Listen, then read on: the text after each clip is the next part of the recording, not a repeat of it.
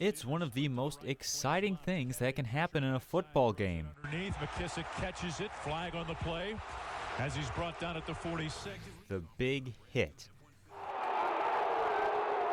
Rugby has a lot of contact as well, so why are concussions a major issue in football, but not in rugby? Rugby players don't have helmets, and so the way that they tackle is completely different. They tackle more with their body and dragging people down rather than leading directly with their head and tackling somebody. In football, you're taught to put your helmet on the ball because that helps us lodge it, to this is an aiming point, whatever. In rugby, you're not wearing any pads, so if you put your helmet, there's no helmet, you put your head on the ball and hurt your head, So you're taught to put your head away from the ball.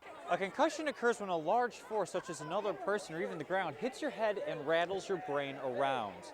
Dr. Gray says this changes the blood flow and the chemical composition of your brain, but not the structure, making it impossible to see concussions on an MRI or CAT scan.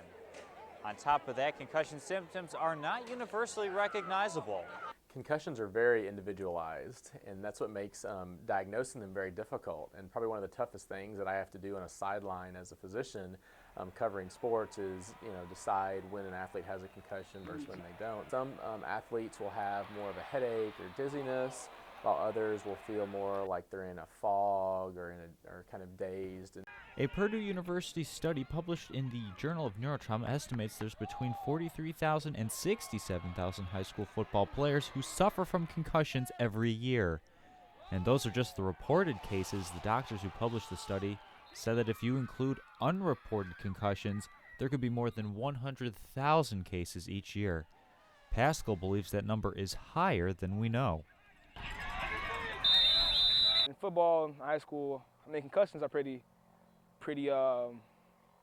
common, but I think the scary thing is in high school football, these aren't trained doctors and professionals, and a lot of these coaches have egos, and a lot of these kids are high school kids, so they just want to show out.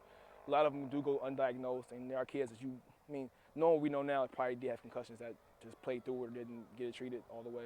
So if rugby players have to tackle differently due to a lack of padding, it seems fair to think football helmets could be a part of the problem. Is the tool used to guard against skull fractures creating an entirely new issue? I just feel like football helmets are inherently flawed. I don't know why they make it out of such hard material on the outside. I get for the protective measure of it, but when you hit the ground or you hit another helmet, it's two solid objects. There's nothing there to absorb the impact. It's soft padding on the inside, but it still resonates.